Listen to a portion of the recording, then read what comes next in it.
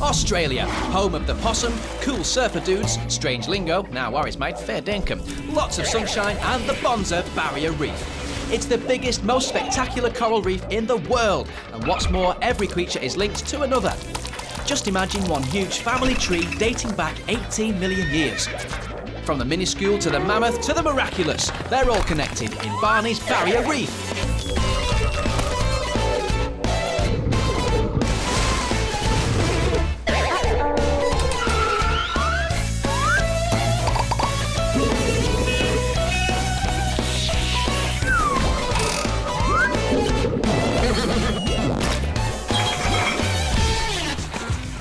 What are we wearing, Barney? If you want to go swimming with the fishes and breathe underwater, Gem, you've got to wear this type of gear.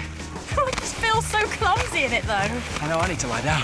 Now, to be fair, you don't see any of the fish out in the ocean wearing all this stuff to breathe underwater. How do they manage it and look so cool, calm and collected? They do have their own methods of breathing underwater and make it look a lot cooler too. Do you know what? It almost takes my breath away.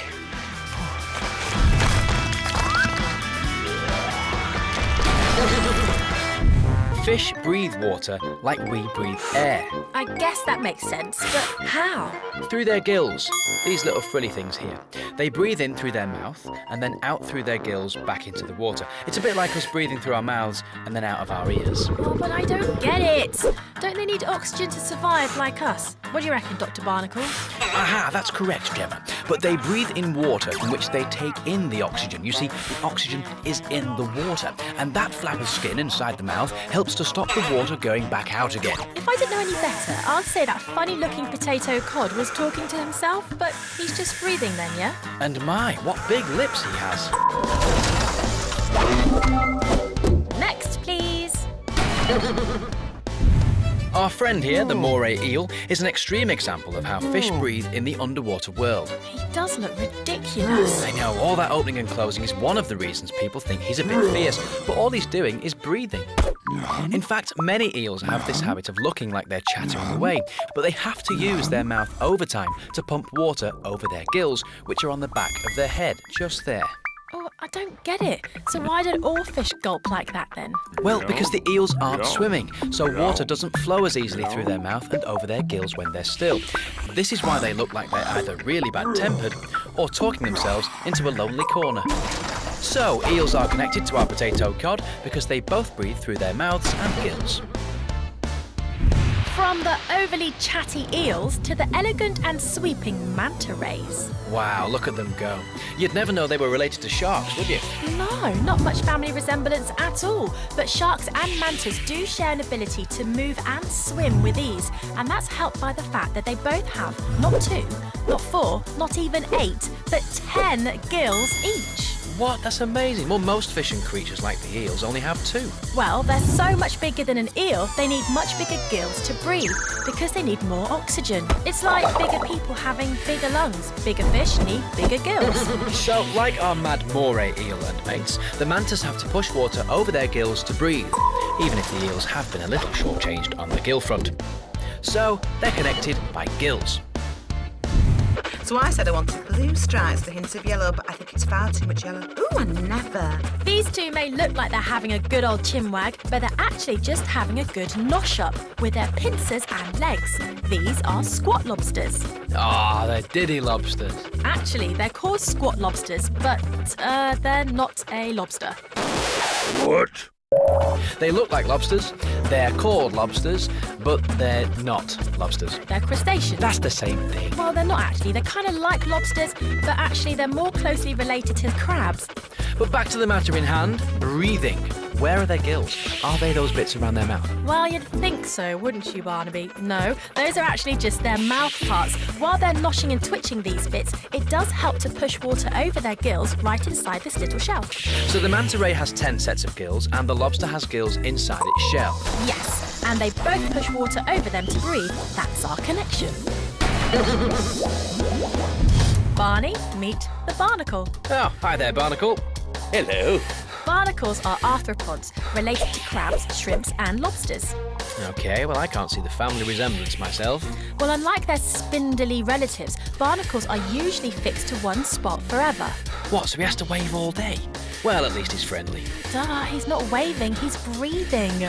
Since when does shaking a feather duster in the air count as breathing? Those are his legs. He opens the hole in his crater and dangles out his legs, and then uses his hairy feet to pick up food and oxygen from the water.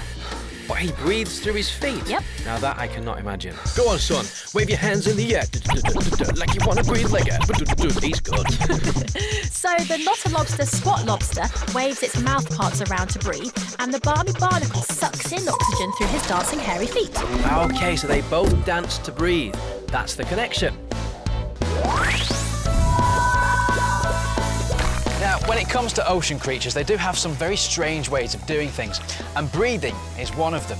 So how do we get from the potato cod to the little foot-breathing barnacle? Well, me and Gemma were having a conversation about how fish breathe underwater, and that led us to Mr. Potato Cod. Now, with a mouth that big, I'm surprised he actually needs anything else to breathe. It's huge! But like most other fish, he also uses his gills. Which links in very nicely to our gobby moray eel and his mates. Now, it looks like he's having a right old moan underwater. He's like this. He's not moaning. All he's doing is breathing water through his mouth to his gills so that he can breathe. And for more supreme gill action, let's not forget the magnificent manta ray. He's got 10 of them. That's like us having 10 nostrils. That's cool. Really? Yeah, you've got to blow your nose in a massive tissue this big. Ew. Not as ingenious as our not-a-lobster squat lobster. He moves his body parts so that he gets his fair share of oxygen. Ooh, a bit like the Barney barnacle who waves his skinny legs and feet in the air like he just don't care, just so that he can breathe. Who's our next bonkers breather?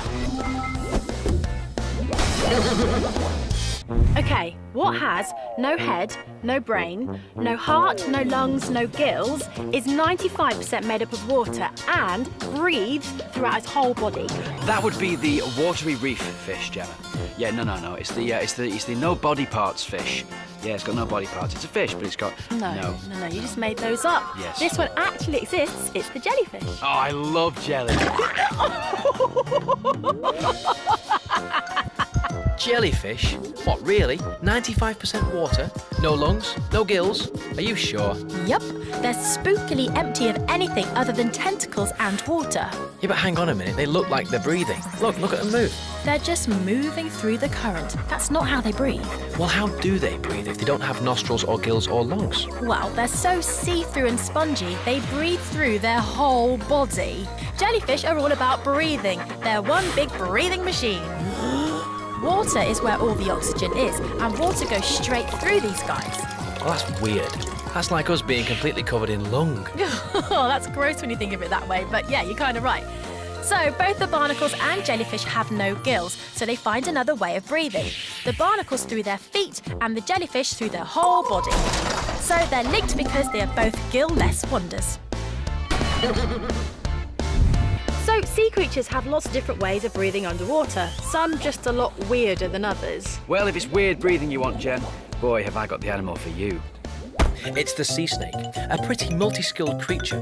He has venom, fangs, speed, a paddle tail, nice curvy moves, but he also has no gills. So how do you think he breathes? Well, judging from the lineup so far, it's anyone's guess. I don't know, his scales? Tail, maybe? Well, his tail is nearer.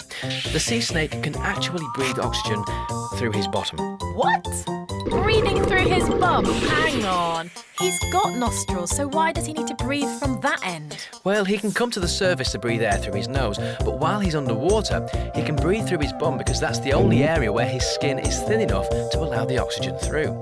So bottom breathing is like a backup device to give them a little help when they're underwater. And if he breathed through his nostrils underwater, he'd have a mouthful of water just like us. But he's diving so deep. How does he manage to stay under? He just takes a mammoth breath and dives. He can stay underwater for up to 2 hours.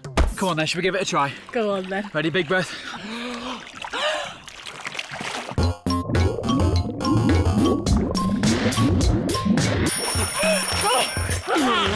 I reckon about 45 seconds. I counted 50. Oh, so that means that roughly the sea snake can hold their breath 200 times longer than we can. Wow, that's What? so cool. But then, of course, they have to go and take it one step further and dive down as deep as 90 metres. That's the height of Big Ben. Is there anything these animals can't do? No, not really. They're also deadly. Just 3 drops of their venom can kill 8 people. Are you serious? Okay, they're fast, speedy swimmers and deadly killers. I won't be getting too close to these slippery serpents. Yeah, like the jellyfish, which uses its entire body as a lung, sea snakes have no gills. But by holding their breath and using bottom breathing, they have found their own unique way of staying underwater for a very long time. So, both the sea snake and jellyfish have no gills, but have found other weird and wonderful ways to breathe.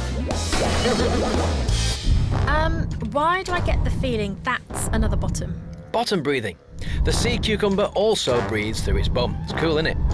At least the sea snake is discreet about it. Trust you to bring the tone down. Well, hang on a minute. This is all scientific fact, Gem. Yeah, well, I think it's just an excuse for you to show a disgusting shot of a bottom breathing. This had better be good. So look, we've seen fish gills. Well, sea cucumbers have gills in their bottoms. Go on. And as you might imagine, the water up there doesn't have the most delicate of tastes. Oh, now, this is already too much information, but we've come this far. So, to ensure the oxygen he gets from the water is a little more satisfactory, he has to breathe in and out of his bottom to get a clean flow of water. Well, I'm with that fish. Not impressed. Why not? The sea snake does it too. Anyway, let's get back to the real connections. Who else links to the sea snake? Oh no, what's that coming out of the mud? Barney, this better not have anything to do with bottoms again. Oh, now would I? Well, yes, you would. No, this is just an innocent little mud lobster. And yes, he is actually a lobster. He lives a normal life in the mangroves, building mountainous piles of mud. What? He's responsible for that pile of mud? Yep, it's his favourite pastime. He can build them as high as me. Whoa, not bad for a critter that size. That would be like us building a cathedral all on our own. I know, it's cool stuff, innit? Hang on though, don't lobsters usually live underwater? They do indeed, Gemma. Yes, lobsters have gills like fish, but Mr. Mudshack here has found a way to keep breathing on land, so he can keep up his mud mounding. What does he breathe then? Mud? No, one of the reasons he delves through all this dirt is to create a little burrow just below the waterline.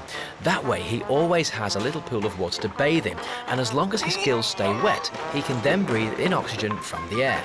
Another evolutionary wonder. A lobster that's learned to live on land by breathing air, and a land snake that's learned to live in the sea by breathing through its bottom. Aha, the wonders of the barrier reef, eh? So both the sea snake and mud lobster have learnt to breathe air in different ways to survive. Okay, who's next? Forests in the barrier reef? Yeah, these are mangroves again. They're kind of small forests along the coastline and on islands in the barrier reef. Okay, well, I'm no tree expert, but I don't get how trees manage to grow here. There's just lots of sloppy, wet mud, and don't they need fresh water and not salty seawater?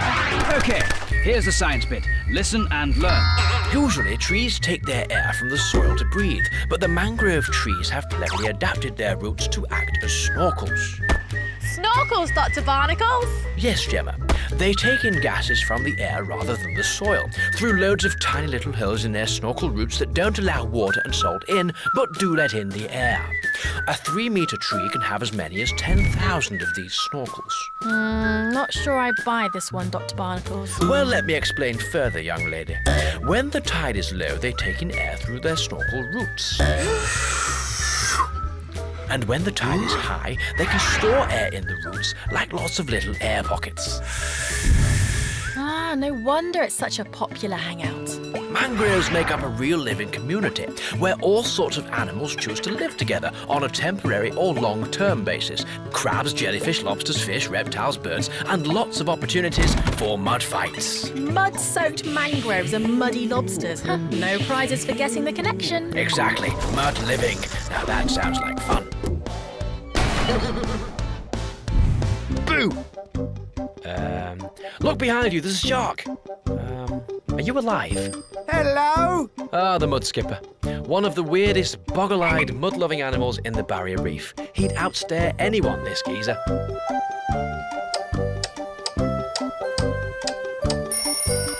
Ah, okay. You win, mud skipper. What's even weirder is that when they do decide to move, they're super quick. Where's he gone? Yep, they are very weird. They're like statues 1 minute and gone the next. In fact, they're multi-talented.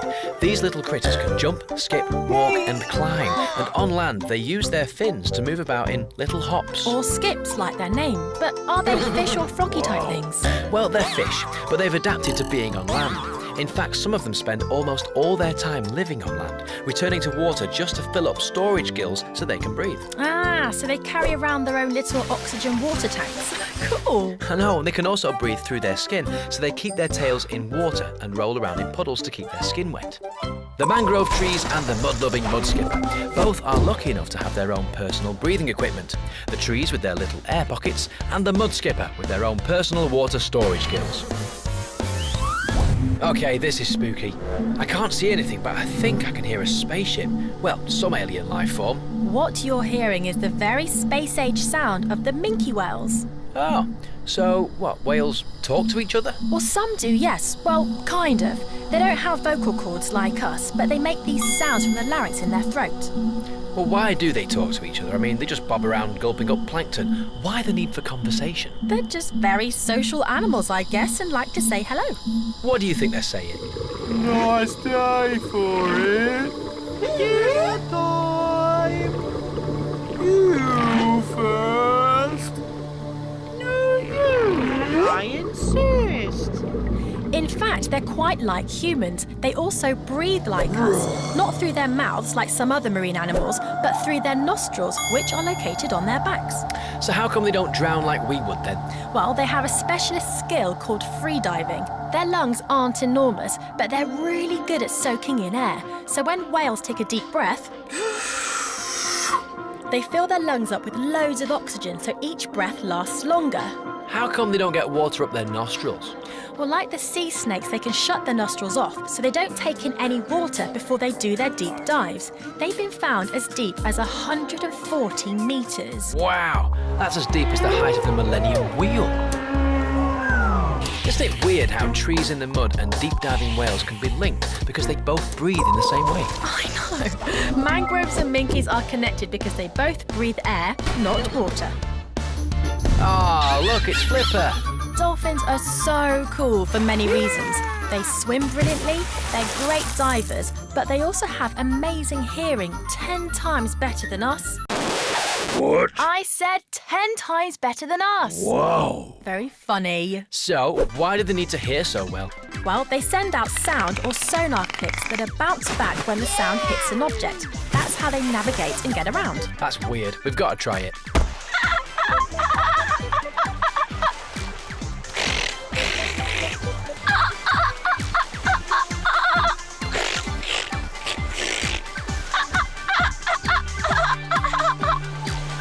This isn't working really, is it? No, not really. Should we get a cup of tea? What does that mean? 2 sugars, please. So, not as easy as it looks, eh? Everyone loves dolphins, but few people know just how multi-skilled they are. They're super duper intelligent. They can swim fabulously fast, flip fantastically in the air, and totally talk, plus have brilliantly breathtaking breathing methods. Don't they breathe through that blowhole thing? No, it's like a giant nostril. And as the dolphin breathes out, the air can leave the nostrils at speeds of over 160 miles per hour. What? That's the speed of a racing car. Yeah, because like us, getting water in their nostrils would mean they'd drown. They have powerful muscles that close the blowhole and they dive under again. They must have to do all this pretty quickly. I mean, they're constantly up and under. Well, yeah, a dolphin can empty and refill its lungs in less than 1/5 of a second. But that's literally in the blink of an eye. In fact, look, we're going to cut to a picture of me blinking. Our delightful dolphins are linked to our magnificent minkies because they both have nostrils on top of their heads to breathe. Okay, let's take a look back over our breathing connections. Now imagine being almost completely made of water and breathing throughout your whole body like our soggy jellyfish. Yeah, but for me, nothing is as weird as our bottom-breathing sea snake. I mean, he can hold his breath really well too, but bottom breathing? Hang on a sec.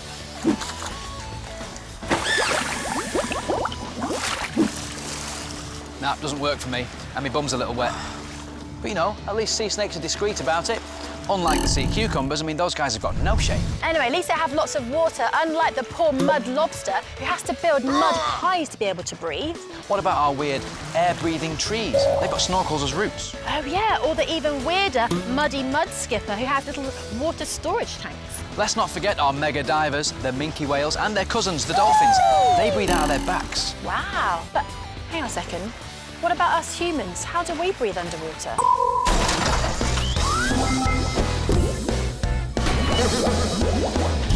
I feel like Catwoman in this. Well, then that would make me Batman. Now, we are dressed like this for a reason. Unfortunately, we're not lucky enough to be able to breathe underwater. Our lungs just aren't designed to do that. So, we get a bit of help from our very own special air supply. Attached to this jacket, if you could put it on, Gem. I'm going to give you something very special now. That there is your regulator. And that means that you can breathe underwater. Brilliant, I sound like Darth Vader.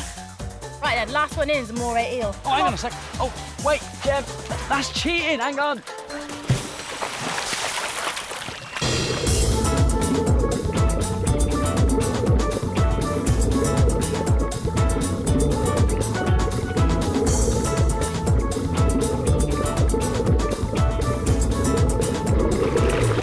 That was amazing! I actually felt like a fish. I think I am a fish.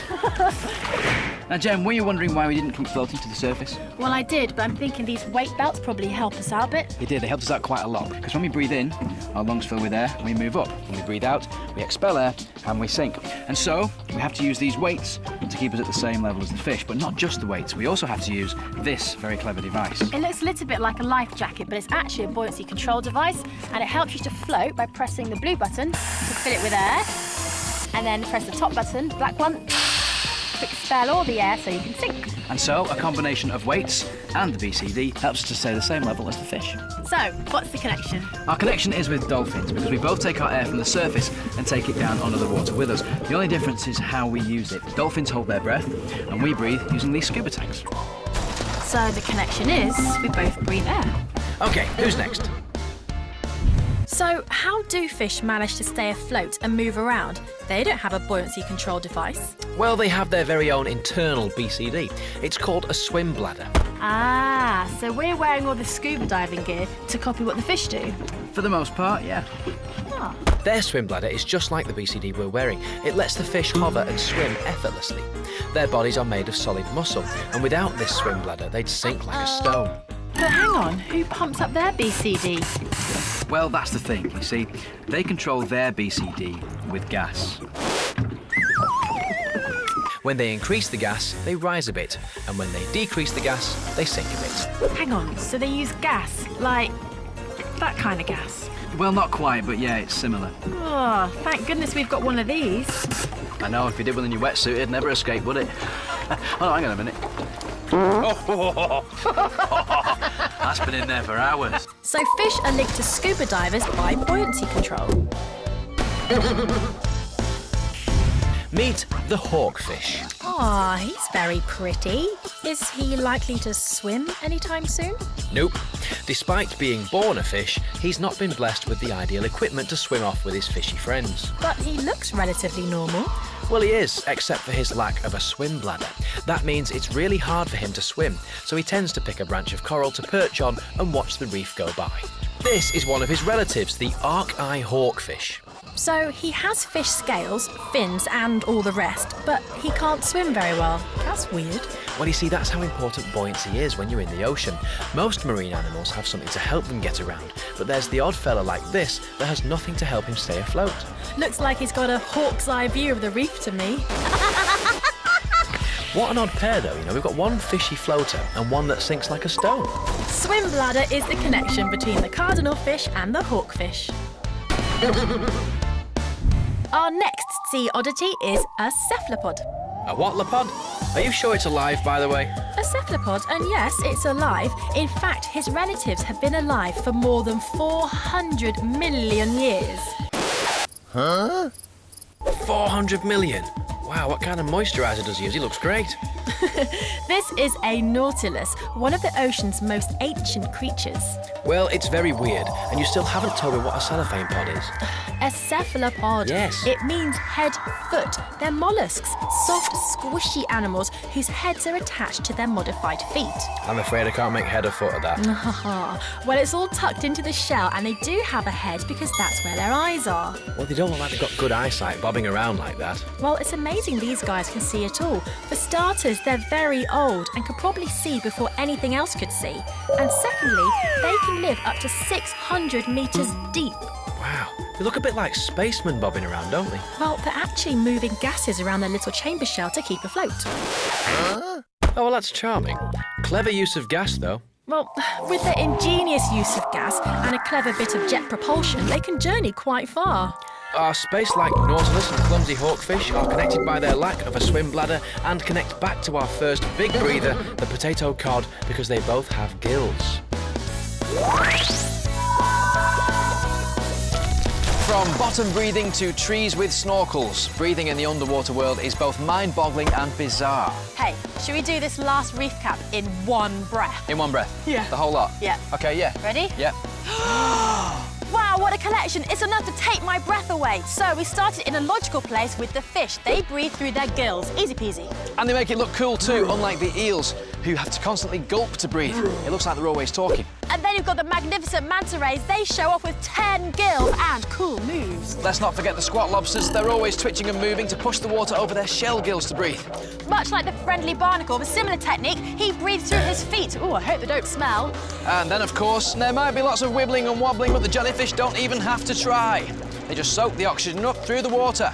Our snake is an easy diver, but he can also breathe through his bum. Not as much as the sea cucumber, though. He's a proper bottom gulper. Gross! Well, it's not his fault, and he might not be the cleanest critter around, but I reckon the mud lobster has the most fun with his big mud mansions. How cool. Well, he is living in exclusive mangroves where trees don't grow from the soil, but through snorkel-like holes in the roots. A breathing tree. It's very Lord of the Rings, isn't it? But mud skippers don't think twice about leaving the water and going for a bit of a play in the mud. Minke whales take a deep breath and dive down the height of the Millennium Wheel. Now that is free diving. And then there were the diving dolphins with their one giant nostril. Humans have tried too, but as always, nature does it better. We have to use breathing and buoyancy aids to help us swim with the fishes. We just don't look as cool though, do we? Well, at least we don't have to rely on our own gas to keep us afloat. I wouldn't want to get too close to the cardinal fish with his big gassy bladder. While the alternative is no transportation at all. The poor hawk-eyed hawkfish can't move very far and has to sit there and watch the world go by. Unlike the ancient yo-yo-like nautilus, they bounce up and down because they have their very own gas-filled shell chamber. A bit like jet-propelled spaceships. What a lineup. Give me some air. So, something we take for granted, like breathing, is a whole different ballgame for our ocean creatures. I know. From extreme breath holding to trees that breathe, they certainly show us how it's done. And as for the sea cucumber breathing out of his bottom, how weird. Actually, Barney, how did you manage to do all that in one breath? And what are you doing? Nothing. I wasn't trying to breathe like a sea cucumber or anything. Just playing in the water, mate. That's all I'm doing.